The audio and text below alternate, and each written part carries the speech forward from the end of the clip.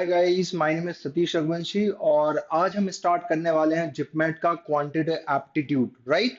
तो 2023 में जो जिपमेट पेपर हुआ था वहां पर अगर हम क्यूए पार्ट की बात करते हैं तो गाइस क्यूए पार्ट बहुत आसान था। दो तीन टाइप के क्वेश्चंस थे यहाँ पर। देखो, एक टाइप ऐसा था क्वेश्चन का जो बहुत ही ज्यादा इजी था। आप क्वेश्चन पढ़ो, रीड करो, अगर आपको प्रॉपर्टीज और सब कुछ पता है तो आप डायरेक्ट आंसर टिक कर सकते थे। एक टाइप ये हो गया। सेकंड टाइप वहां पर क्या था कि सर कुछ क्वेश्चंस ऑप्शन से सॉल्व हो रहे थे। सेकंड टाइप हो गया। राइट। और एक टाइप ऐसा था जिसे हमें थोड़ा बहुत सॉल्व करना पड़ रहा था। तो राइट, तो ये तीनों अप्रोचेस आपको आना चाहिए यहाँ पर। ठीक है, तभी अपना काम बनता है। बहुत आसानी से, बहुत जल्दी से हम सॉल्व कर पाते, कोई ज्यादा टाइम नहीं लगता, क्वेश्चन आसान था। हाँ, कुछ क्वेश्चन मैं कह सकता हूँ यहाँ पर कि डिफिकल्ट थे, वो मैं यहाँ पर आपको बताऊंगा। राइट, तो आइए हम स्टार्ट करते हैं, ज्यादा देर नहीं करते। क्वेश्चन नंबर 18 देखें कि सर के square minus one is divisible by 8 if के इज, की क्या होना है। तो भाई बहुत सिंपल है, आप देख लो। इंटीजर होगा, नेचुरल नंबर होगा, इवन नंबर होगा, and even integer and odd integer. Integer की बात कर रहा है, बहुत अच्छी बात है फिर तो सर के square minus one divisible by 8 करना है। तो अगर के की जगह मैं कितना रख दूं सर। सर के की जगह अगर मैं यहाँ पर कितना रखता हूँ सर, वन रखता हूँ। राइट, जीरो तो रखेंगे नहीं, माइनस वन हो जाएगा, नहीं होगा डिवीजन। सर के की जगह अगर मैं वन रखता हूँ तो one minus one zero by eight, yes sir divisible है ना वन पर। सर टू रखते हैं तो फोर माइनस टू टू सा four minus one three, three eight नहीं होगा सर। सर फोर रखते हैं कि इक्वल टू, सर अगर थ्री रखते हैं, सॉरी, थ्री थ्री सा नाइन वन, थ्री थ्री सा नाइन माइनस वन कितना हो गया सर। अगर मैं के इक्वल टू थ्री रखता हूँ तो थ्री थ्री सा nine minus one, sir yes sir three पर भी है। फाइव पर देखते हैं, yes sir five square twenty five minus one twenty, yes sir.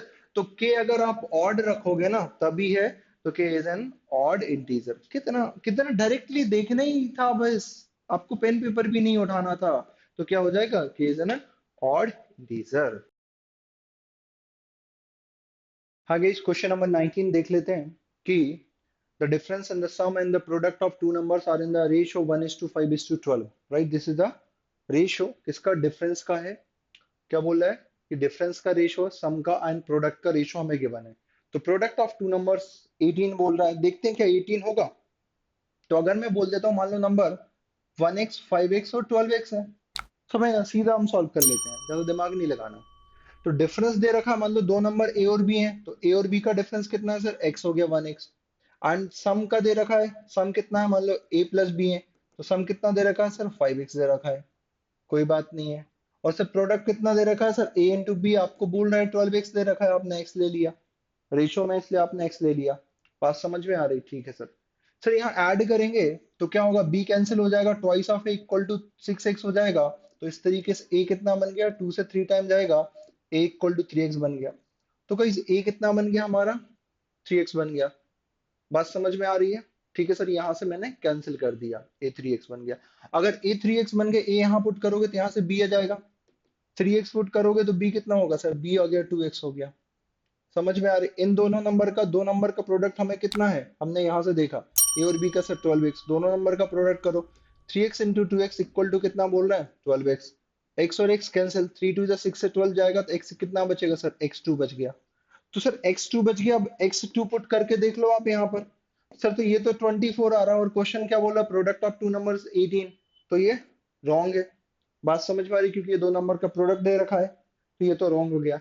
Second statement देखो, द लास्ट डिजिट, ये डिजिट लिखा है, the last digit in the decimal representation of 2 की पावर 19 इज 6।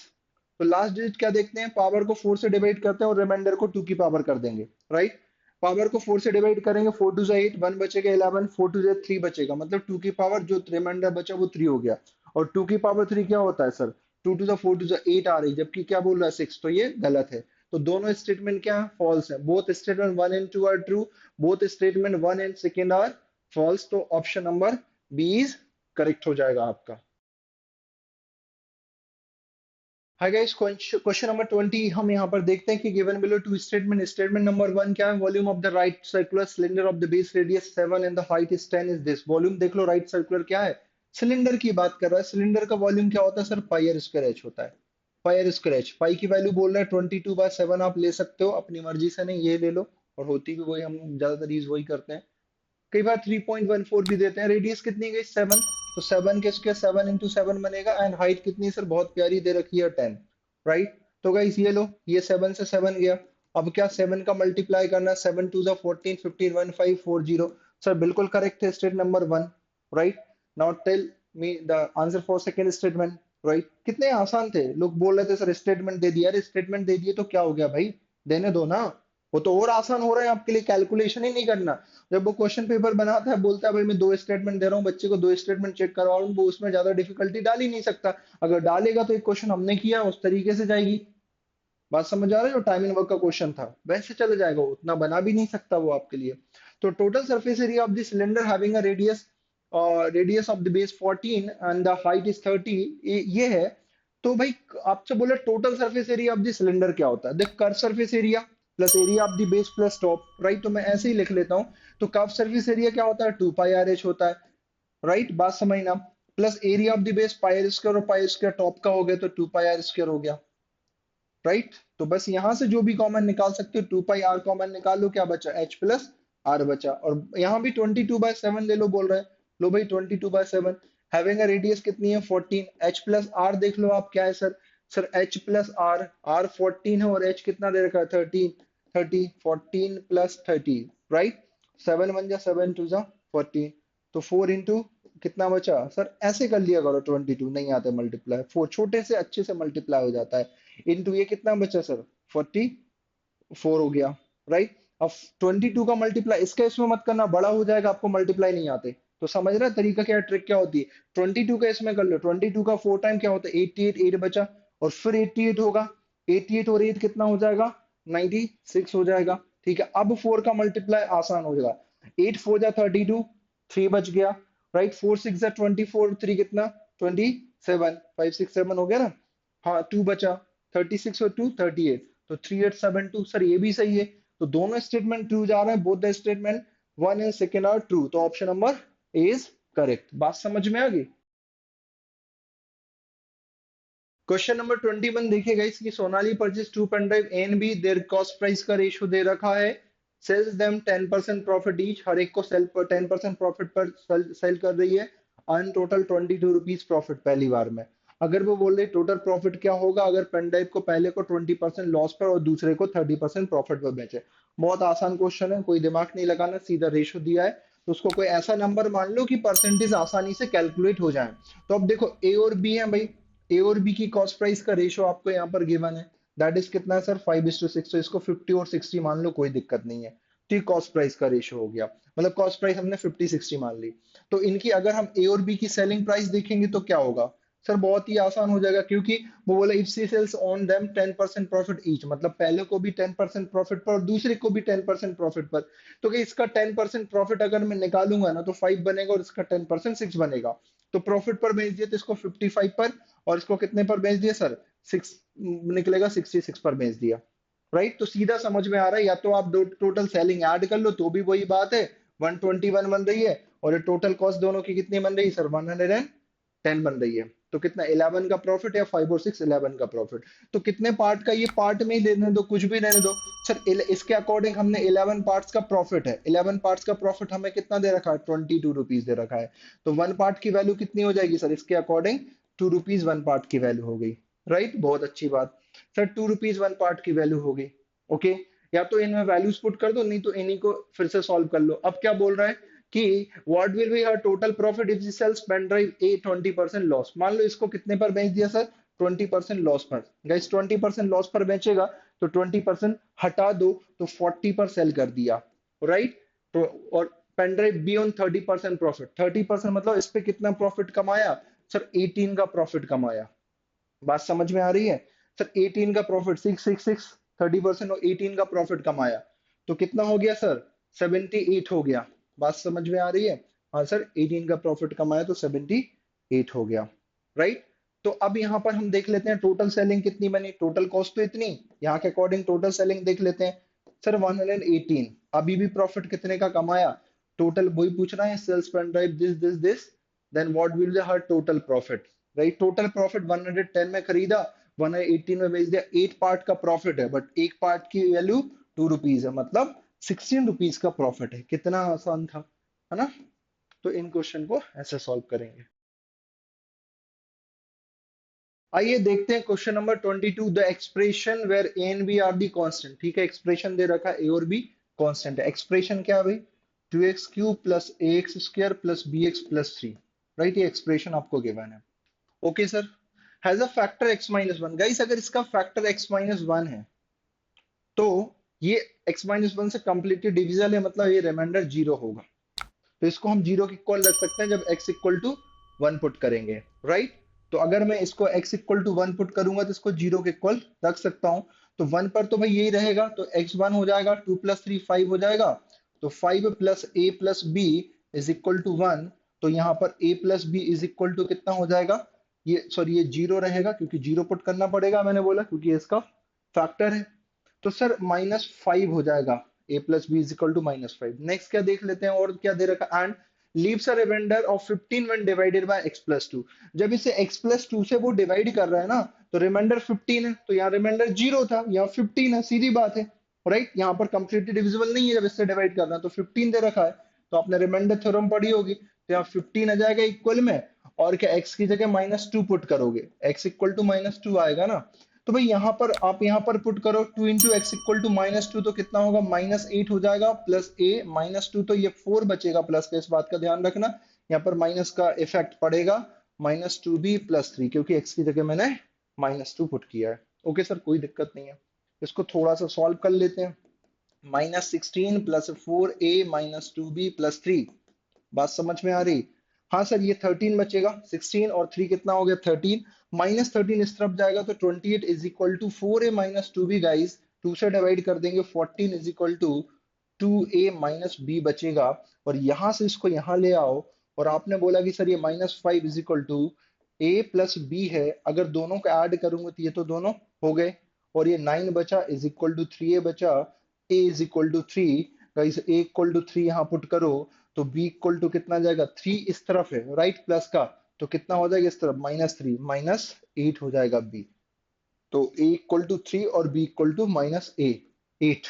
3 और -8 मतलब ऑप्शन बी करेक्ट हो गया। ओके गाइस, क्वेश्चन नंबर 23 देखें कि 30 meter deep well with diameter 7, मतलब ऐसा डीप वेल है 30 मीटर, तो क्या सिलेंड्रिकल है? 30 मीटर इसकी हाइट है, राइट, ये 30 मीटर है, डायमीटर 7 है गाइस, तो रेडियस कितनी हो जाएगी सर? 7/2 हो जाएगी रेडियस, डायमीटर 7 है तो। And the earth from digging is evenly spread out a platform of size this meter, this by this, मतलब एक platform this by this meter का आसपास बनाया गया है। the height of the platform is, तो इस बात को आपको ध्यान रखना है। एक कहीं उससे कुछ गड्ढे से मिट्टी निकाली गई, बहुत सिंपल है, और मिट्टी निकाल के इतने बाई इतने का प्लेटफॉर्म बनाया गया, तो इसकी हाइट कितनी रेज होगी? गाइस आपको बहुत कॉमन सेंस होना चाहिए कि अगर ये प्लेटफॉर्म ऐसा बना रहा है, वो ये 14 है और ये 22 है मीटर में, राइट, हाँ सर ऐसा बना रहा है, इसमें मिट्टी डालेगा तो इसका लेवल रेज होगा, इसी पर डालेगा ना, कितना रेज होगा इसका लेवल? फिर जितनी इससे मिट्टी निकलेगी भाई, इससे मिट्टी कितनी निकलेगी? जितना सर इसका वॉल्यूम होगा उतनी तो मिट्टी निकलेगी ना। जितना इसका वॉल्यूम होगा उतनी ही मिट्टी निकलेगी, उतना एरिया। तो वॉल्यूम क्या होता है सिलेंडर का? Sir volume of the cylinder 1/3 pi r square h, oh sorry, pi r square h, 1/3 तो कोण में होता है, ये पायर स्क्वायर एच होगा, राइट। तो वॉल्यूम ऑफ द सिलेंडर क्या होता है? पायर स्क्वायर एच, कोण का होता है 1/3। ठीक है सर। सर तो यहाँ पर वैल्यूज पुट कर देंगे, ये किसके इक्वल होगा? पाई की वैल्यू तो 22/7 ही पुट करो, कहीं बोला है कि नहीं बोला गया, तो हम यही लेते हैं। आर कितना, क्योंकि पॉइंट में बोला गया, आर स्क्वायर, आर कितना है? 7/2 इंटू 7/2 स्क्वायर इंटू एच कितना? 30। ये हो गया इतना वॉल्यूम, इतनी मिट्टी निकली है, इतनी अर्थ डग आउट है, अर्थ इतनी निकाली। इसको कहाँ पर ढकना है सर? इस एरिया में, इस एरिया में। तो सर ये वॉल्यूम और वॉल्यूम इक्वल करना पड़ेगा, तो इसकी हाइट मान लो एच से बढ़ जाएगी, सिंपल सा है, एच बढ़ जाएगी, ये भी वॉल्यूम ये भी वॉल्यूम, इतना कितनी हाइट बढ़ाएगा? एच हाइट बढ़ाएगी, ये तो ग्राउंड पर ही है ना, 2 डायमेंशन एरिया है। सर बस कैंसिल कैंसिल करके आपका आंसर आ जाएगा, तो 7 से 7 चला जाएगा भाई, 2 से 11 टाइम चला गया, बहुत शानदार, 2 से 15 टाइम चला गया, राइट। और कुछ कैंसिल हो रहा है सर? 11 बन जा, 11 2 जा, कितना सही हो रहा है ना? और भी जा रहा है क्या? हाँ सर, 7 बन जा, 7 2 जा, तो 15 divided by 4 is equal to h, h कितना होगा, 4 3 जा 12 हो गया गाइस, 3 बचा, 4 7 जा 28, 4 5 जा 3.75 मीटर। ऑप्शन नंबर बी की इतनी रेज हो जाएगी वो ग्राउंड। आइए क्वेश्चन नंबर 24 देखते हैं।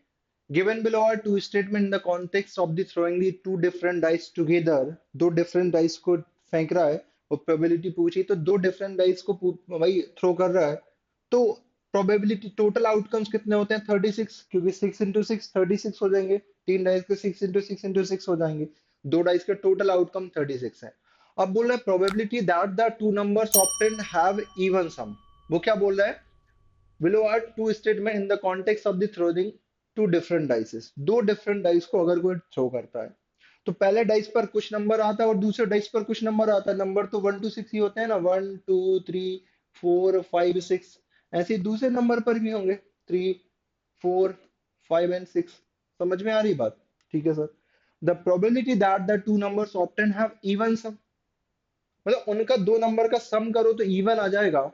तो भाई इवन सम इनका भी आ रहा है, इनका भी आ रहा है, इनका भी आ रहा है, इनका भी आ रहा है, तो ऐसे कितने होंगे सर, आधों का ऑड सम होगा। अगर आप इनका लिखोगे तो आप देखोगे कि भाई पहले डाइस पर कितना आ जाए 4 और दूसरे डाइस पर 5 आ जाए, तो ऑड सम आ गया।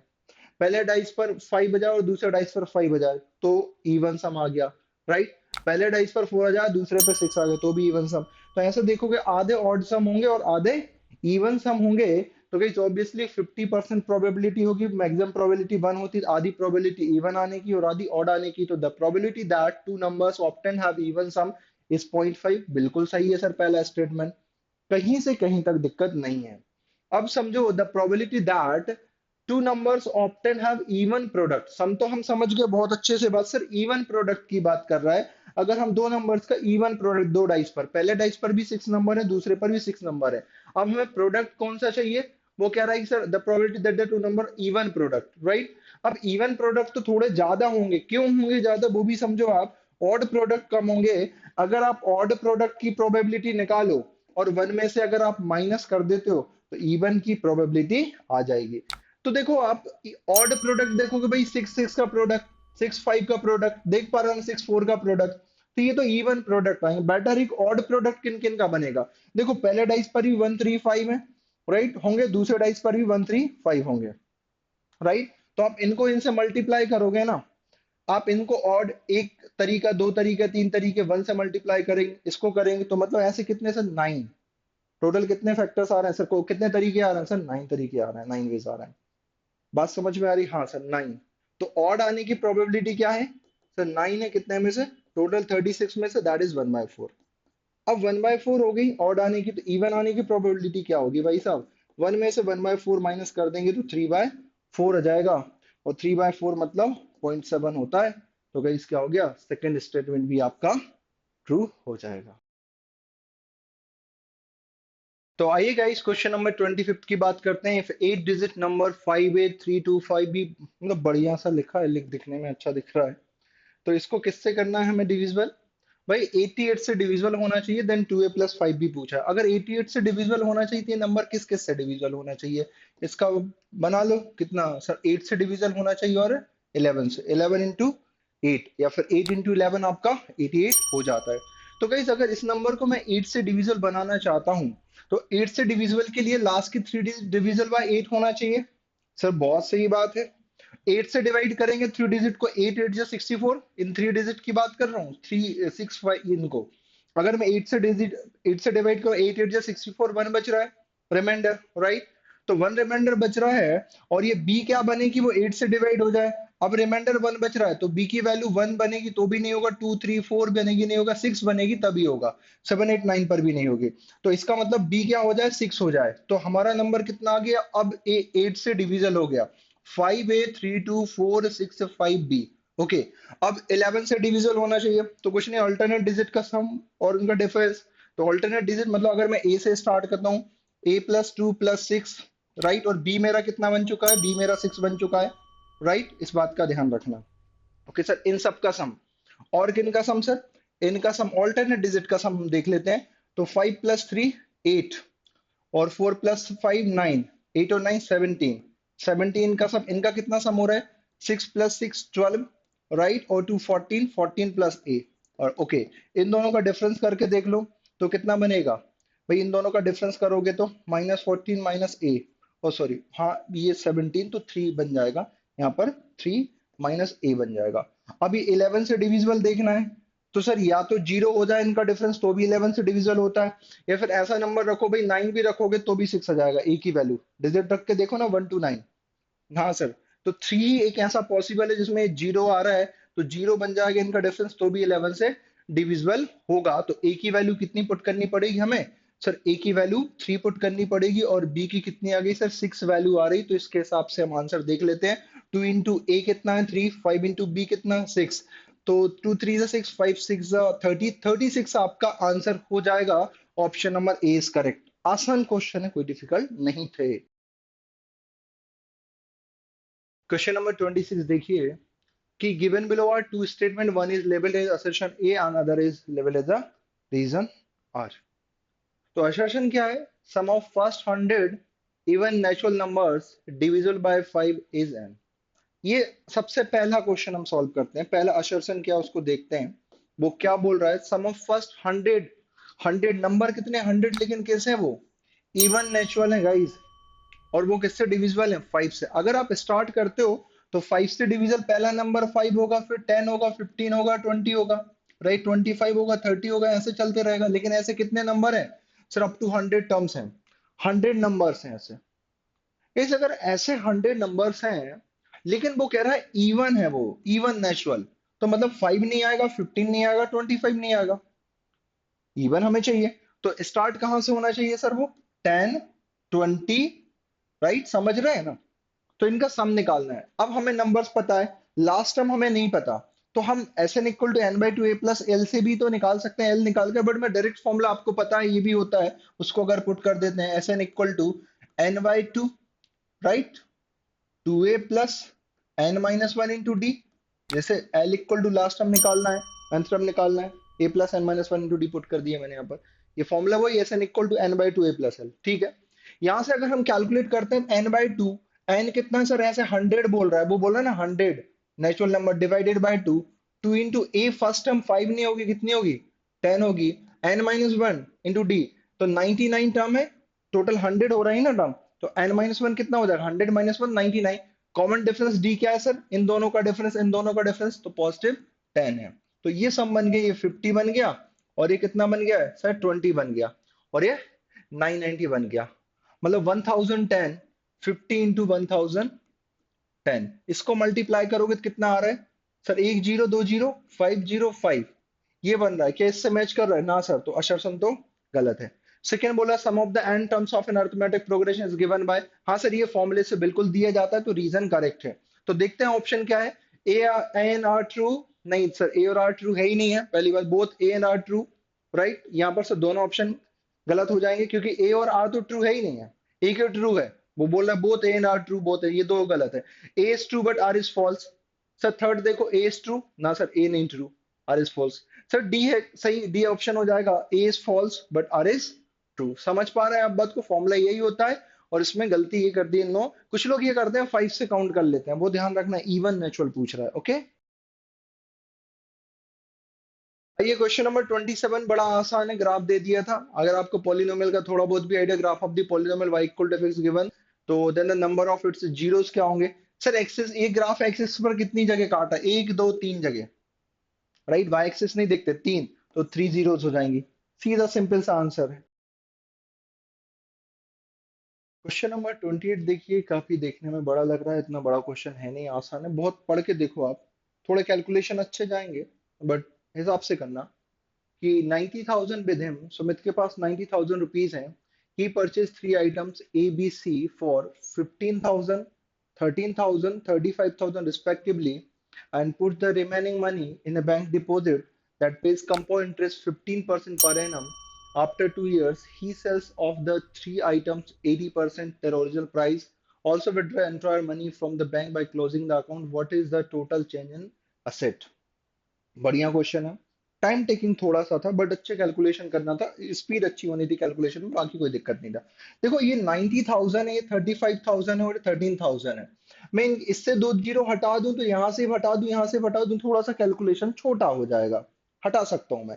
90 लेके भी कर सकते हो, 30 यहाँ से हटा दो, 3 यहाँ से, लेकिन जब उसका 80 15% हम निकालेंगे और वो थोड़ा पॉइंट में चला जाएगा, आंसर वैसे भी सही आएगा, कोई दिक्कत नहीं। तो मैं इसको 900 ले लेता हूँ, सभी कहीं से दो जीरो हटा दूंगा, समझ रहे हैं ना।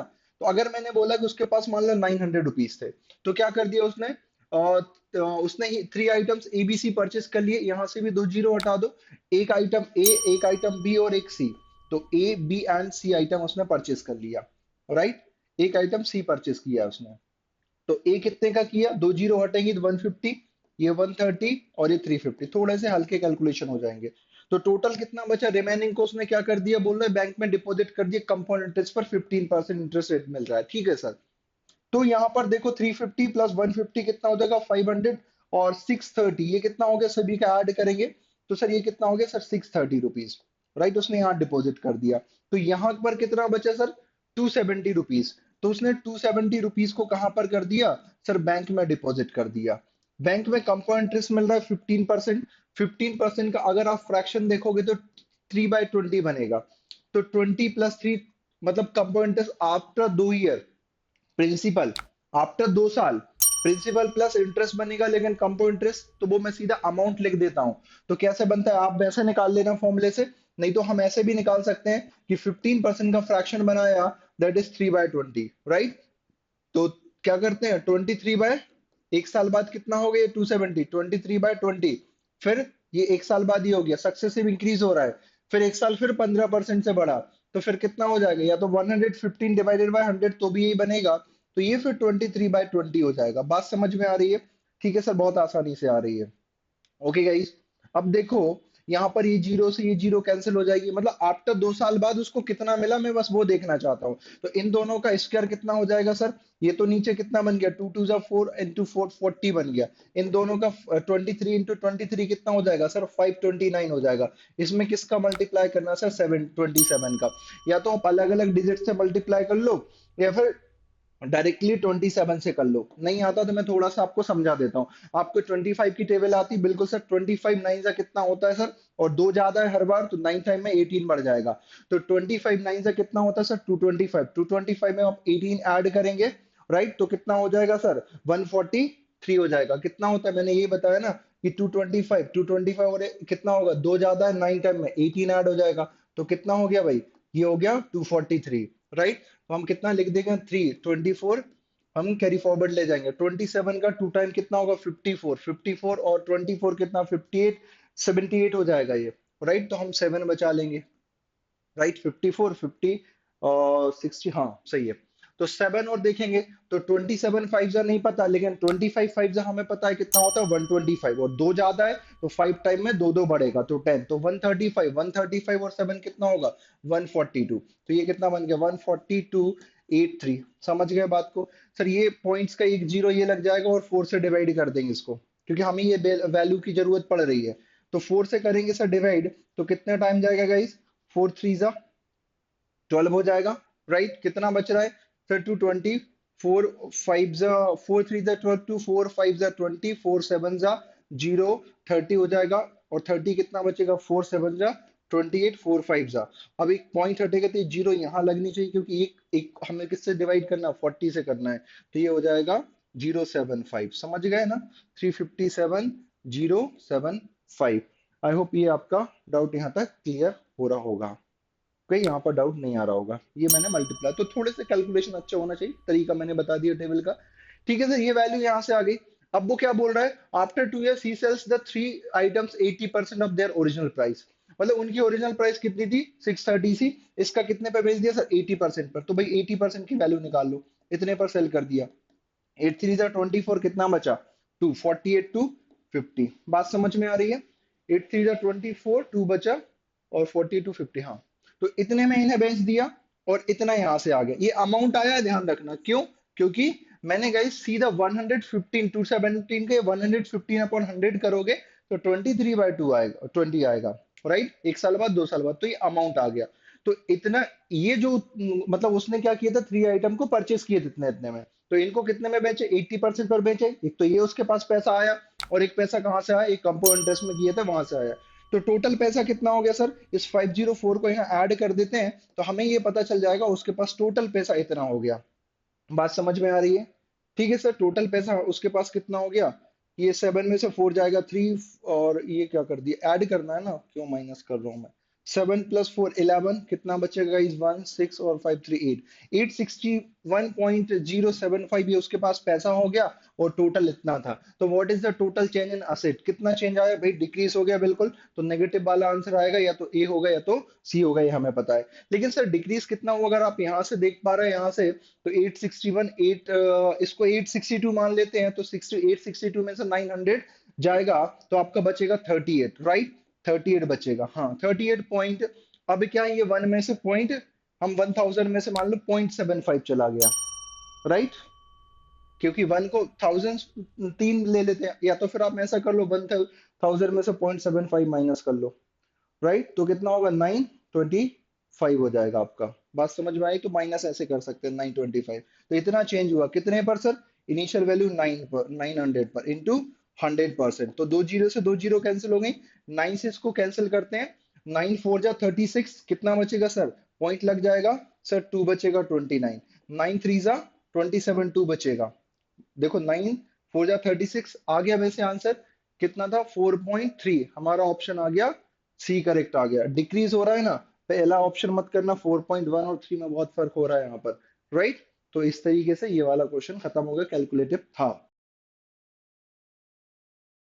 आइए क्वेश्चन नंबर 29 देखते हैं। इन अ सर्वे ऑफ 100 स्टूडेंट की बात कर रहा है। The number of student studying various language were found to be English only, Hindi English only 18, Hindi German तीनों बना लेते हैं। तो देखो गाइस, मैं यहाँ पर तीनों का वेन डायग्राम बना देता हूँ, राइट। ये है इंग्लिश, ये हिंदी, और ये जर्मन। अब हम फिल करते जाते हैं जो जो वैल्यूज गिवन है। ओके, 100 स्टूडेंट है टोटल, कोई दिक्कत नहीं। इंग्लिश ओनली 18, इंग्लिश ओनली 18 यहाँ पर आएगा, आपको पता है बहुत अच्छे से, ठीक है। English but not Hindi 23। आगे देखते हैं, हिंदी एंड जर्मन 8 है। भाई हिंदी और जर्मन समझना, हिंदी और जर्मन ये वाला 8 मतलब ये वाला पूरा पार्ट, हिंदी एंड जर्मन ये वाला पूरा पार्ट है, इस बात का ध्यान रखना। हिंदी और क्या बोल रहा है, सॉरी इंग्लिश एंड जर्मन, ये बोला मैंने, कौन सा देख लिया, गलत दिख लिया क्या। जर्मन एंड हिंदी भी 8 है, अच्छी बात है, मैंने लिख ही लिया तो यहाँ से उठा लो। जर्मन एंड हिंदी कितना है, 8 है, जर्मन हिंदी 8 है। फिर क्या बोल रहा है, English and German, English and German 8 है, तो ये वाला पार्ट भी 8 है। जो जो दिया है वो मैंने लिख लिया है, समझना बात को। इंग्लिश में टोटल कितने हैं, 26 हैं, तो सर यहाँ 26 आ जाएगा, राइट। जर्मन में टोटल कितने हैं सर, 48 है, ये 48 आ जाएगा, ये जर्मन के टोटल, ये 8 है। बहुत आसान था।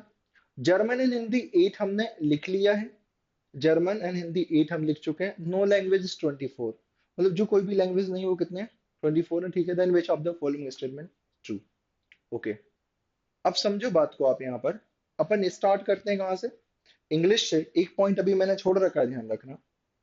इंग्लिश में टोटल 26 है, समझना। एक पॉइंट उसने क्या बोला था कि English but not Hindi 23। English but not Hindi मतलब, अगर इस सर्किल की बात करें, इस सर्किल में हिंदी वाला पार्ट ये वाला आप छोड़ दो, ये पूरा, तो यहां से लेके ये वाला पार्ट ये पूरा, इसमें ये, राइट। उसने ये नहीं बोला जर्मन वाले, नॉट हिंदी बोल दिया उसने, इंग्लिश बट नॉट हिंदी। तो ये कितना है, टोटल 23 है। सर अगर ये पार्ट 23 है, इसमें से ये पार्ट 18 है, तो 18 माइनस 23 ये वाला पार्ट आ जाएगा। तो 18 माइनस 23 कितना बचेगा सर, 5 आ जाएगा ये वाला पार्ट। अगर ये वाला पार्ट 5 आ गया गाइस, तो ये टोटल यहाँ से 8 है, तो ये कितना बन जाएगा सर, 3 बन जाएगा। ये कुछ नहीं है यहाँ पर अभी, ठीक है, 3 बन जाएगा। तो सर अगर ये 8 है, 3 है, तो ये कितना आ जाएगा सर, 5 आ जाएगा। बात समझ में आ रही। और ये 48, अभी मैं ये वाला पार्ट भी निकाल सकता हूँ सर। सर बिल्कुल आप ये वाला पार्ट भी निकाल सकते हो कि ओनली जर्मन में कितने हैं। तो सर यहाँ पर देखो आपने 48, 8 ही हटा दिया, 40 40 तो 5 ही हटा दी, ये 35 आ गया, राइट। 538 प्लस ये मैंने पूरा हटा दी, ये 8 वाला पार्ट और ये 5 वाला पार्ट 48 में जर्मन में आ गया ओनली। इतनी बात समझ में आ रही। अब रीड करते हैं, कुछ छूटा तो नहीं है। इंग्लिश ओनली 18 है, English but not Hindi. English and German में कितने थे भाई, 8 थे, ये यूज हो गया। इंग्लिश 26 थे, जर्मन 48 थे, जर्मन हिंदी 8 थी, नो लैंग्वेजेस 24 है। बात समझ में आ रही। यहाँ पर 3, ये वाली वैल्यू अगर आप देखोगे, यहाँ पर देखो, ये वाली वैल्यू क्या निकल के आना चाहिए आपकी, सर ये पूरा पार्ट कितना है, 26 है, राइट। इसमें से 18 प्लस 3 कितना 21 और 5 26, तो ये वाली वैल्यू इसके अकॉर्डिंग 0 हो जाएगी, क्योंकि ये टोटल कितना है सर 26 है। 18 और 3 21, 5 26, तो सर ये 26, बट ये वैल्यू नहीं बची, तो ये कितनी हो जाएगी 0 हो जाएगी। स्टेटमेंट देखते हैं, number of student who were studying Hindi is 18। क्या बोल रहा है, number of student who were studying Hindi is 18। Hindi देखना है टोटल, हिंदी में हम देख लेते हैं गाइस कितने बच पा रहे हैं टोटल, यहाँ पर कितने अगर हम देख पा रहे हैं तो टोटल हमारे पास कितने 100 स्टूडेंट है।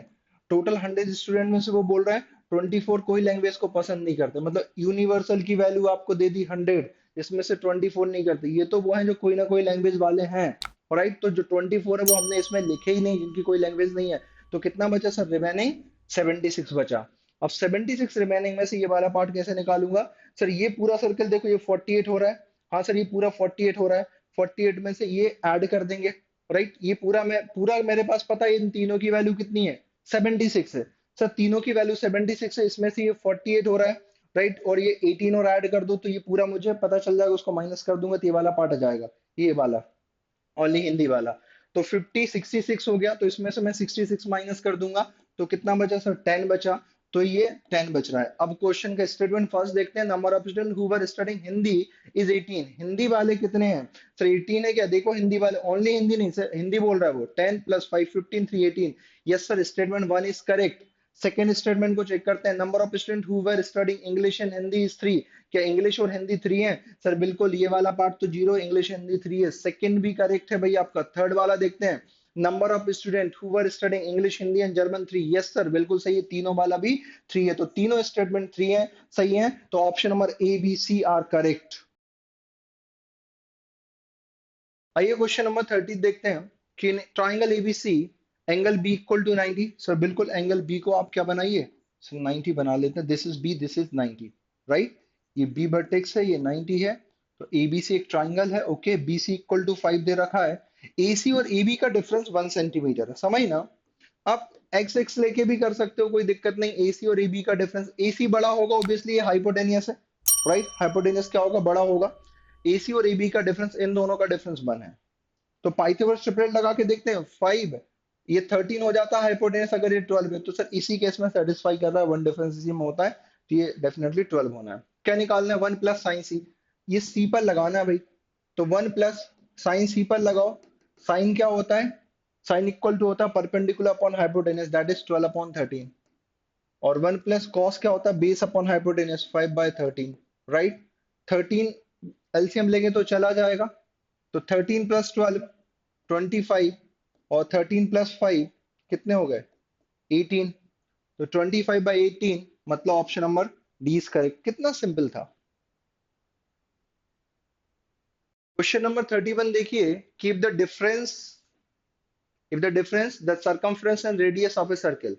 डिफरेंस किसका दे रखा है, सर्कमफ्रेंस एंड रेडियस का, तो सर्किल की सर्कमफ्रेंस क्या होगी 2 पाई आर, और उसी की रेडियस का डिफरेंस कितना दे रखा है 37 बोल रहा है भाई, कोई दिक्कत नहीं, बोले difference, right, if the difference the circumference and the radius of a circle is 37, pi की वैल्यू 27/2 यूज करो, what is the circumference of the circle पूछ रहा है भाई, राइट। तो यहां से हम आसानी से कैलकुलेट कर सकते हैं, तो क्या करें, r कॉमन निकाल लें, तो ये कितना बनेगा 2 इंटू पाई की वैल्यू कितनी आएगी 22/7, राइट, माइनस 1, ये समझ में आ रहा है, ये 37 हो जाएगा, ठीक है सर। इसको थोड़ा सा सॉल्व कर लेते हैं, कितना होगा 44 हो जाएगा, -7/7, और ये 37। अब देखो यहाँ से r इंटू ये 44 माइनस 7 कितना होगा सर 37/37, तो घबराना नहीं है, तो 37 एंड 37 दोनों कैंसिल हो गए, r कितना आ गया 7, और क्या निकालना है circumference of the circle, that is 2 पाई कितना होता है 22/7 इंटू r कितना है 7। लो भाई, सर्कमफेरेंस आ गई 44 centimetre, option number is correct. Question number 32 को देखिए, which of the following statement are true, the mean of this X Y Z is this. Sir बिल्कुल सही है, क्या होता है x plus Y divided by 2, यही होता है ना मीन। मीन क्या होता है, एपी में ही तो मीन यूज करते हैं, x plus Z divided by 2 is equal to Y, यही हो रहा है ना, हाँ सर, इज वाई, बिल्कुल सही बात है। वो बोल रहा है द मीन ऑफ दिस क्या है, वाई दे रखा है, तो इनका मीन अगर y है तो कैसे x plus Z divided by, ये हो गया y डिवाइडेड बाय 2 है, ध्यान रखना, तो क्या होगा x प्लस जेड क्या हो जाएगा सर 2y, सर करेक्ट है पहला स्टेटमेंट। तो मीडियन लिखना है आपको इनकी, तो कितने नंबर है 1 2 3 4 5 6 7 8 9, इस 43 बोल रहा है, इसको भी मत काउंट कर लेना। सर 9 नंबर है, राइट। या तो असेंडिंग में लिख दो या डिसेंडिंग में, 4 इस तरफ छोड़ दो, 4 इस तरफ छोड़ दो, जो मिड वाला नंबर होगा वो आपका, क्योंकि 9 है ना, 4 इस तरफ 4 तरफ 8, तो बीच वाला नंबर मतलब फिफ्थ नंबर आपका आंसर होगा। तो लिख लो चाहो तो इसको बी वाले को। सर पहला तो करेक्ट हो गया हमारा, असेंडिंग ऑर्डर में लिख लो आप चाहो तो। चलो लिख लेते हैं 15, सबसे छोटा क्या है 15, मैं लिख के बता देता हूँ, फिफ्थ नंबर जो होगा वो आपका आंसर हो जाएगा। तो 15 के बाद आप क्या लिखोगे सर? सर 31, सर 31, 32, सॉरी एक 28 भी छूट गया, तो 15 28, राइट। ध्यान रखना 15 हो गया, 28 हो गया, 31 हो गया, 32 हो गया, 1 2 3 4, फिफ्थ नंबर अब क्या बच रहा है सर 43। आगे के लिखने की जरूरत नहीं, चाहो तो लिख लेना, तो फिफ्थ नंबर ही होगी, तो 43 बोल रहा है सर, करेक्ट है। बहुत आसान है, सेकंड भी करेक्ट हो गया। थर्ड क्या बोल रहा है? मोड ऑफ दिस, जो ज्यादा बार आया है वो आपका मोड होगा, बोल रहा है इनका मोड 3 है, तो 3 सबसे ज्यादा बार आया है, तो ये भी करेक्ट है, तो A B C correct. Answer क्या हो जाएगा? Option D. क्वेश्चन नंबर 33 देखिए कि इन a women chess championship, chess में कितने लोग खेलते हैं सर? चेस को दो लोग खेलते हैं, राइट। 300 एंट्रेंट्स थे, मतलब 300 वहां पे प्लेयर्स थे। ओके, अब player is eliminated when ever she loses a match, मतलब जो भी गर्ल्स मैच लूज कर जाती है, जो भी वुमेन, उसको हटा दिया जाता है। It is given that no match result, right, it is given that no match result in a draw, the number of matches that are played in the entire championship. मतलब या तो सीधा आप फॉर्मूले से कर लो, नहीं तो थोड़ा सा मैं आइडिया दे देता हूँ, बट फॉर्मूले से बेटर रहेगा। देखो यार 300 एंट्रेंट्स थे, राइट, 300 लोगों ने पार्टिसिपेट किया। अब 300 लोग थे, कोई भी मैच ड्रॉ नहीं हुआ, राइट, तो उसकी बात ही नहीं की जाएगी। तो भाई दो लोगों के बीच में एक मैच हो रहा है, तो कितने मैच हुए होंगे सर? 150 मैच हुए होंगे। लेकिन कितने लोग होंगे इस 150 मैच में सर? 300 के 300, देखो 300 पीपल्स थे, 300 वुमेन्स थी, बट मैच कितने हुए सर? 150 मैच हुए। सही बात है। तो सर 150 मैच में से कोई भी मैच ड्रॉ नहीं हुआ, तो आधे पास हो गए, मतलब आधे फेल हो गए, आधे सेलेक्ट हो गए, आधे निकाल दिए गए। बोल रहा है जो लूज करेगा, when ever she loses a match, उसको कहाँ कर दिया जाएगा? एलिमिनेट कर दिया जाएगा। तो समझ पा रहा है? तो पहले केस में 150 मैच हो गए, तो 150 मैच हो गए, 150 चले गए। अब प्लेयर कितने बचे सर? 150 वुमेन बची, क्योंकि 150 हार चुकी हैं, वो चली गई। अब 150 में से आप देखोगे तो सर कितने मैच होंगे सर? 75 मैच होंगे। इस 75 मैच में से 75 वुमेन जीत जाएंगी, 75 हार जाएंगी, तो हारी हुई वुमेन को हटा दिया जाएगा। अब रिमेनिंग प्लेयर्स कितने बचे सर? 75 वुमेन। अब 75 को कैसे ब्रेक करोगे, सबसे बड़ी बात यहाँ पर आती है। तो सर आप देखोगे सर, इसको 37 क्या होता है? 37 मैच खेले गए होंगे, एक प्लेयर अलग छोड़ दो, तो कितना हो गया? 74, राइट। तो 37 मैच यहाँ पर फिर खेले गए होंगे, तो 37 में से 37 लोग एलिमिनेट हो गए, तो बचे कितने? 37 तो बचे, प्लस ये एक पर्सन और बचा। समझ रहे हैं? तो ऐसे ऐसे चलते चलते अगर टोटल नंबर ऑफ मैच निकालना है, तो जितने एंट्रेंट्स हैं उसमें से क्या 1 माइनस कर दो, तो आपका 299 आंसर आ जाएगा। या फिर ऐसे आप कैलकुलेट करते रहोगे तो भी आ जाएगा। ओके गाइस, तो ये जिपमैट का एनालिसिस था, बहुत बढ़िया सा मैंने आपको बताया, ट्रिक्स बताई। गाइस अच्छा लगा हो तो लाइक करें, सब्सक्राइब करें, अपने दोस्तों के साथ शेयर करें, and thank you so much. और भी वीडियो में बहुत बढ़िया आपके लिए लेकर आऊंगा।